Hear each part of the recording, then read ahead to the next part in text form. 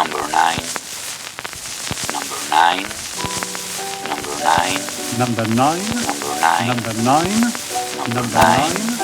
Number 9. Y si quieres ya empezamos precisamente a hablar de esto que es coleccionar, ¿no? Esto de que es tener un montón de objetos parecidos. Siempre que hemos hablado contigo me ha parecido muy interesante tu reflexión en torno a cuál es el momento en el que uno tiene la conciencia de que empieza a tener una colección y qué cambios opera en uno mismo el darse cuenta, cómo pasa a adquirir objetos de una forma diferente. Es decir, yo compro discos de que tengo uso de razón, pero no compro discos porque coleccione discos, compro discos porque los más jóvenes no sabéis que antes se compraban discos porque no había otra manera de escuchar música. Entonces tú querías escuchar la música, o ni siquiera querías escucharla, querías saber cómo era, comprabas el disco. Esto empieza cuando en los 90 nadie quiere el vinilo, la gente se saca el vinilo y yo voy a hacer de segunda mano a comprar discos de vinilo a veces que no sé ni por qué compro, solo porque algo me gustaba. Y algunos de estos discos con los años he descubierto que formaban parte de una colección, pero algunos los he descubierto 15 años después. De repente decir, esto encaja, esto tiene que ver con esto y con esto. Porque en el fondo una colección no es un montón de cosas, sino es una relación entre las cosas. Otro problema que presenta hablar de tu colección, que es que cuando te preguntamos, cuando nos enfrentamos a una colección siempre tendemos a querer ponerle una dimensión. Y cuando te preguntamos siempre tu colección en números, cuántos discos tienes, tú siempre respondes, ¿qué es un disco? Y entonces, para evitar que me hagas tú esta pregunta comprometida, te pregunto yo a ti, ¿qué es un disco? Bueno, yo pregunto qué es un disco porque si hablamos de números hay que contar. Y entonces nunca sé lo que cuento. Hay cosas... A ver, no sé si he traído ninguna de las más dudosas aquí para preguntar si una cosa es un disco o no es un disco. Bueno, si luego os acercáis a las mesas y veis lo que hay, por ejemplo, hay unas revistas que tienen unos flexidiscs dentro. Y dentro tú comprabas la revista y había 5 o 6 discos que girabas la página, tiene un agujero central, va con un canutillo de manera que lo podías poner en el tocadiscos. Preguntas, ¿eso cuenta como uno o cuenta como no sé qué? Tengo una colección de cromos americanos de jugadores de béisbol que por la parte de atrás hay un pequeño disco y venían con un reproductor especial.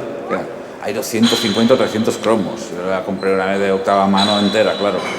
¿Eso cuenta como uno o como 300? Pues claro, al final dices, ¿cuántos discos tienes? Yo qué sé, si empezamos con esto, más los discos que venían en la enciclopedia, los 10 tomos de no sé qué, cada tomo tenía como 100 discos o lo que sea, 120 y hay 10 tomos. ¿No? Te vas enseguida a los 1000 discos y aún no has empezado de salir ni en el primer estante.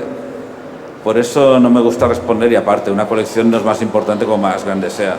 Al contrario, yo creo que la colección perfecta tiene una sola cosa, no sé, Dios o algo así. Y como era el Museo de la Joguina, hice una colección de juguetes que tienen discos y discos que tienen un juego dentro. Y la llamé gramofonía lúdica, porque es un subsector de mi colección en que hay realmente una gran riqueza de cosas y que además es divertida. Si quieres paso a dar detallitos, no sé, puedo explicar cómo se juega con un disco y esas cosas. Bueno, cuenta simplemente para que vayamos un poco más allá de la idea de discos con juegos. Si quieres compartimos un par de ejemplos que pueden ayudar un poco a... Sí, entonces viene la pregunta primera, que la puedo hacer aquí algún voluntario. ¿Hay algún voluntario que quiera una pregunta difícil? La pregunta es, ¿cuántos surcos tiene un disco? Alicia no vale, que ya la respondí el otro día. A ver, Rock no vale que hace discos. Jesús no vale que lo sabe. Eli, vamos, Eli ya no te cuento. Respuesta, la gente se suele bloquear y dice, no sé, seamos fáciles. Si va a 33 revoluciones por minuto y dura 10 minutos, ¿cuántos surcos tiene un disco? Y la respuesta es 1, en cada cara, 2. Porque de hecho, el surco de un disco tiene más o menos esta forma, es una espiral. La aguja entra por un lado, gira, no puedo usar la mano y el micro, pero bueno, sí, ¿no? Vais a ver, y llega al final. Lo digo por si... ¿Todo el mundo tiene tocadiscos aquí? ¿Sí? Admitamos que sí. Va. Todo el mundo ha visto los discos de vinilo, sabe cómo son, pues eso. Entonces, este es un recorrido, vamos a ser cultos, unicursal. Entras por un lado y sales por el otro. Y siempre pasa lo mismo, bueno, salvo que hay un accidente por el camino, que el disco rayado y eso, pero ¿qué pasa si tú fabricas un disco así? No sé si lo veis bien, son 2 espirales concéntricas, la negra y la roja en este caso. Aquí, acuérdate que por ahí también hay gente. ¿Diga? Sí, perdón. 2 espirales. Atención, me levanto, ¿queréis un paseíto de las espirales? 3 espirales. Llegamos al punto final. 4 espirales. Sí, parezco Miss Luxemburgo, Performance. Entonces, esto cuando gira, y ahora os vais a quedar sin audio un momento.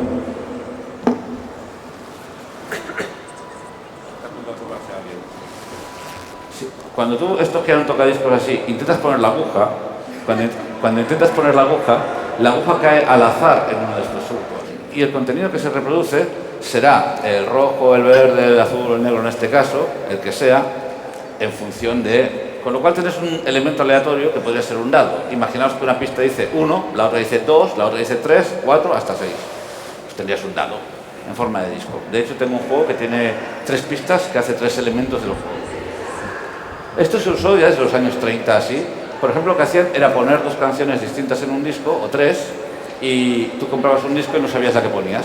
Ponías aguja, volvías a poner la misma y nunca decías.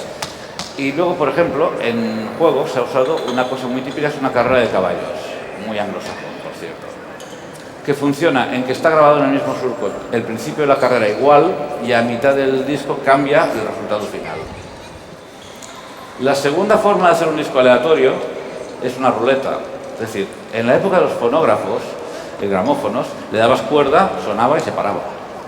Pues dibujaban una ruleta en el disco, independientemente de que sonara o no sonara, y el juego es pues esperar a que se pare, como la ruleta, y donde quede lo que quede más cerca de cualquier marca que le hagas, es el resultado.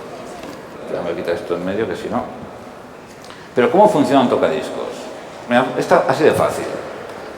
Aquí Esto es algo que rueda. Es mejor que os acerquéis a... Es igual, esto es algo que rueda. Una manivela rueda, es decir, que pones un disco, pones lo que sea. Este disco es de cartón, pero podría ser porque tiene un surco grabado, efectivamente, es un disco. Y esto es lo que suena. Es decir, una pequeña aguja.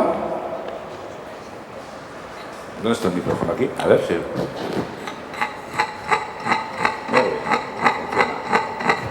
que mueve un diafragma, que nos toca discos de verdadera mica, que sea un trozo de plástico, y un cuerno que lo amplifica, sí, un cuerno, sí, no hay más. Y esto suena de toda la vida. Se pone, no sé si esto, déjame pensar, así. Espera, un momento, es que me estoy tocando con la mesa. ¿Tenés el micro ese pequeñito que va a venir a Ana aguantar? Es que ponérmelo aquí ya me sabía mal. Poner la cara delante y eso. Ahora Ana va a hacer de pie de micro.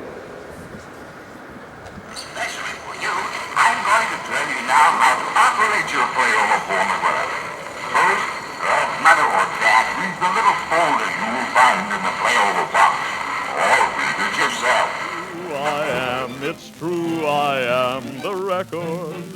I'll make you smile and I'll make you laugh as I spin around on your phonograph. Round